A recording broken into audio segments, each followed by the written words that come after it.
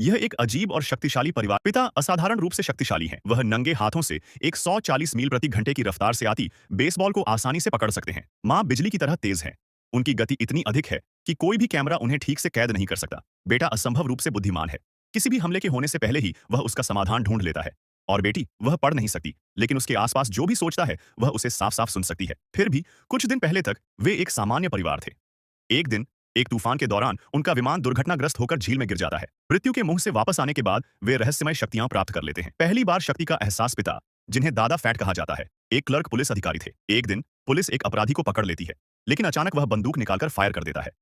दादा फैट तेजी से दौड़ते हैं और सामने खड़ी एक सुंदर महिला को बचा लेते हैं। लेकिन आश्चर्य की बात यह थी कि न तो महिला घायल हुई और न ही दादा फैट। इसके बाद दादा फैट देखते हैं, उनके हाथ में एक गोली पकड़ी हुई है।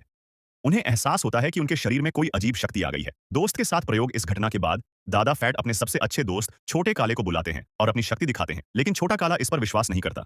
इसलिए दादा फैट उसे एक बंदूक पकड़ाते हैं और कहते हैं, मुझ पर गोली चला दो। छोटा काला डरकर कहता है, अगर तुम मर गए तो मैं अपने सबसे अच्छे दोस्त को खो दूंगा।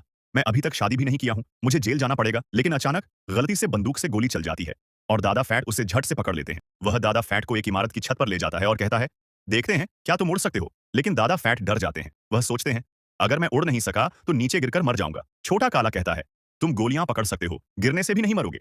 यह सुनकर दादा फैट हिम्मत जुटाते हैं और कूद जाते हैं। धड़ाम, वह जमीन पर गिरते हैं और वहां एक बड़ा गड्ढा बन जाता है।